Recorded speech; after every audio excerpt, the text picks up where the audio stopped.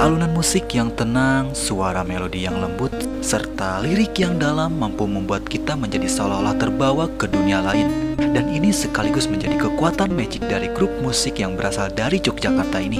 Yap, siapa lagi kalau bukan band Leto. Grup band ini beranggotakan Noi sebagai vokalis, Patup sebagai gitaris, Aryan sebagai basis, dan Dedot sebagai drummer. Nah, sebelum lanjut ke pembahasan berikutnya, seperti biasa yang belum subscribe, yuk kita tekan tombol subscribe, like, komen, dan share.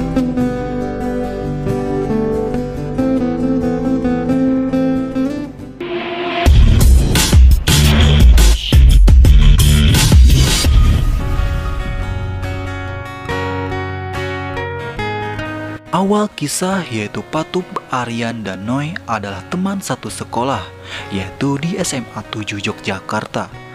Aryan dan Noi ketika itu banyak terlibat dalam kegiatan kesenian, seperti teater dan pantomim. Biografi singkat tentang Noi, sang vokalis band Leto, beliau lahir di Yogyakarta pada tanggal 10 Juni 1979, merupakan putra dari MH Ainun Nazib alias Cak Nun. Nah, kembali lagi, belakangan mereka mengejar mimpinya masing-masing. Noi malah terbang ke Kanada untuk melanjutkan pendidikannya di University of Alberta di bidang matematika dan fisika. Sementara Patup dan Aryan bertemu kembali pada tahun 99. Saat itu lokasi tempatnya nongkrong di daerah Kasihan, Bantul, Yogyakarta. Sebuah tempat yang akan diubah menjadi sebuah studio musik. Mereka kemudian diminta untuk mengerjakannya. Pokoknya waktu itu bagaimanapun caranya harus jadi studio dan bukan tempat penyimpanan sepatu, ujar Patup. Meski terpisah oleh jarak dalam pengelolaan studio baru itu, Patup masih sering berkomunikasi dengan Noi melalui email. Mereka banyak berdiskusi tentang sound engineering dan berbagai hal tentang audio. Sesekali Noi mengirimkan buku yang berkaitan dengan hal itu. Mulai saat itu juga mereka mulai belajar mengolah suara dengan komputer. Wah, dari yang dulu cuma bisa on off aja, sekarang sudah bisa bongkar tapi nggak bisa masang, ujar Patup yang langsung mengundang gelak tawa rekan-rekannya. Dari sekedar belajar, mereka pun mencoba membuat dan mengolah lagu sendiri. Daripada musak lagu orang, lebih baik belajar pakai lagu sendiri. Dengan membuat lagu sendiri, mereka lebih bebas untuk mengatur komposisinya, karena hanya akan dikonsumsi pribadi. Saat itu mereka hanya ingin belajar dan belum terpikir untuk membuat band. Akhirnya sekitar 4 lagu berhasil mereka ciptakan, yang salah satunya berjudul Sebenarnya Cinta. Lagu-lagu buatan sendiri itu kemudian diminta oleh teman-teman nongkrong mereka yang memutarnya untuk didengarkan bersama-sama di berbagai tempat. Emang sih lagu yang berjudul Sebenarnya Cinta, bila kita dengarkan jadi terasa terbang melayang-layang gitulah. Lagu-lagu yang disebarkan oleh teman-teman mereka itu akhirnya sampai ke salah satu perusahaan rekaman di Jakarta, yaitu Musical Studio. Perusahaan itu pun menawarkan rekaman pada pria-pria yang haus belajar tentang musik ini. Akan tetapi untuk memasuki jenjang itu, mereka harus mempunyai identitas sebagai sebuah kelompok. Akhirnya seiring dengan kepulangan Noi dari Kanada pada tahun 2004, grup band bernama Leto pun terbentuk. Muncul dengan formasi Noi sebagai vokalis, Patup memainkan gitar, Aryan yang memegang bass, sedangkan Dedot yang didapuk sebagai drummer masuk belakangan. Mereka pun mengambil nama Leto secara spontan. Kata itu sendiri tidak akan ditemukan maknanya di berbagai kamus. Mereka sengaja mencari sebuah kata tanpa arti dan tidak merujuk pada apapun. Makna kata Leto adalah perwujudan dari grup band yang mereka bentuk itu. Maksudnya, arti kata itu akan diisi dengan apa yang telah kita lakukan, dengan perjalanan serta proses kreatif kita. Lirik-lirik Leto yang puitis dan bermakna dalam boleh dibilang membuatnya berbeda dengan grup band kebanyakan. Meski begitu, Noi tidak ingin mendefinisikan Leto sebagai grup band dengan lagu-lagu puitis. Tentang definisi lirik puitis saja sampai sekarang kita tidak tahu. Pelabelan itu datang bukan dari kita, tapi dari pendengar atau orang yang memberikan komentar. Kita tidak pernah secara eksplisit mengatakan bahwa kita itu puitis, ungkapnya. Kami konsentrasi pada karya dan tidak mimpi menjadi band, karena kami yakin karya yang terbaik akan mendapatkan tempat yang sepantasnya, ujarnya. Selama hampir 2 tahun tanpa album, akhirnya Leto resmi meluncurkan album perdana pada 1 Agustus 2006 di bawah label Musica Studio. Berjudul Trust, Cry, and Lie, berisikan 10 lagu dan mengusung Sampai Nanti, Sampai Mati sebagai lagu andalan mereka. Album perdana ini cukup bersaing kala itu dengan penjualan album dari band-band lain kala itu seperti Peter Pan, Niji, dan Samsons. Album perdana Leto laku dijual di pasaran dengan angka penjualan mencapai 510.000 kopi. Wah. Namun sebelumnya Leto juga pernah merilis album Pilih 2004. Namun saat itu nama grupnya masih Leto 1T. Album perdana mereka meraih penghargaan kategori yaitu album pendatang baru pada ajang SCTV Music Award tahun 2007. Mereka memutuskan untuk ikut meramaikan dunia musik Malaysia setelah lagu-lagu mereka seperti Ruang Rindu dan Sandaran Hati berhasil menduduki tangga teratas di beberapa stasiun radio Malaysia. Tidak cepat puas setelah sukses dengan album perdana, Leto terus menancapkan kiprah di belantika musik tanah air dengan merilis album kedua pada 16 Agustus tahun 2007 dengan judul album Don't Make Me Sad yang berisikan 12 lagu. Dalam album ini Leto mengusung Sebelum Cahaya dan Permintaan Hati sebagai lagu andalan mereka. Sebagian hasil dari penjualan album ini, Leto akan mendedikasikan untuk membuat buku huruf Braille.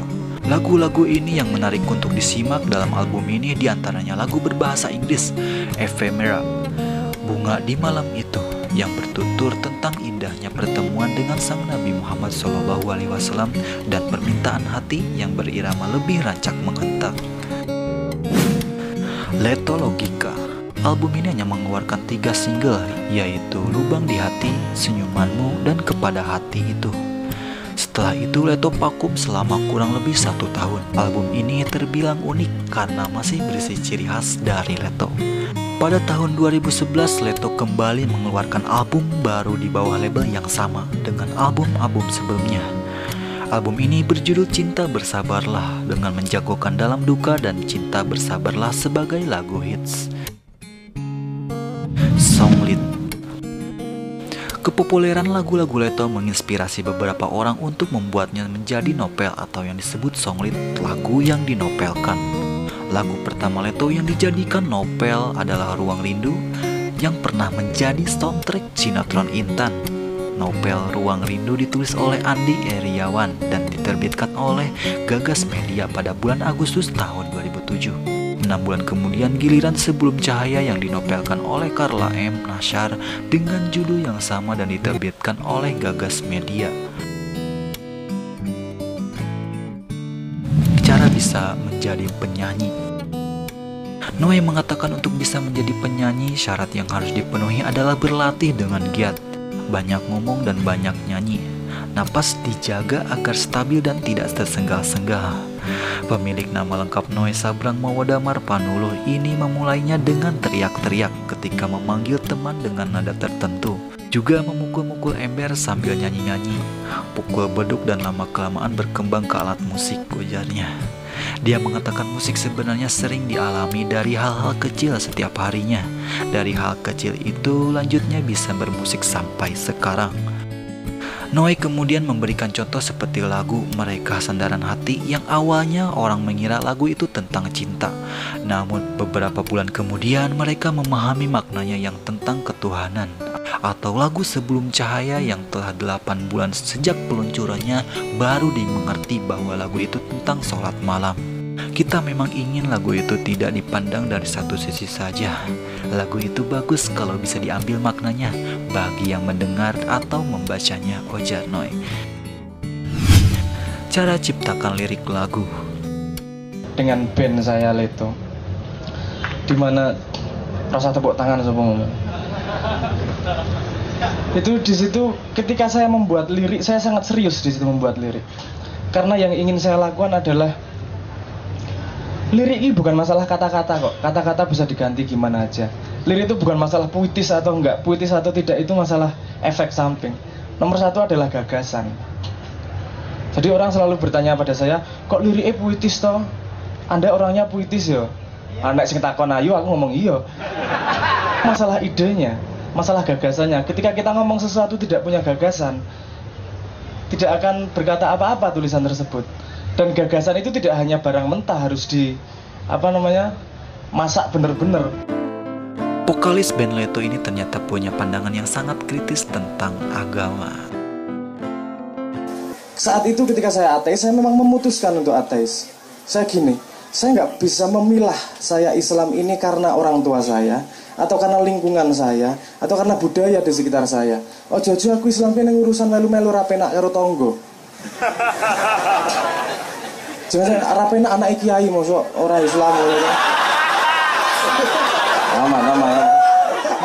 Gak enak juga iki aku piye kan mesake kayak kok dihujat-hujat karo wong-wong goro-goro aku kan yang merasa bersalah sebagai anak.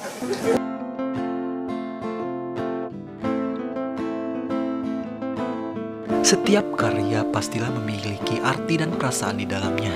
Bagi saya, sandaran hati menjadi mahakarya yang legendaris, bukan cuma sekedar enak didengar dan mampu membuat hati yang nyaman, tapi maknanya mampu membuat kita kembali merenung bahwa sebagai manusia yang lemah dan hati yang rapuh, sudah seharusnya memohon dikuatkan hanya kepada pemilik jiwa dan hati ini. Oke, sampai di sini dulu pembahasan kali ini. Ya, setidaknya semoga bisa menghibur serta bisa menambah pengetahuan. Pantengin terus channel Ridwan Frey. Yuk, yang ingin request membahas grup band lainnya, kalian bisa tulis di kolom komentar di bawah ya. Oke, see you. Bye-bye.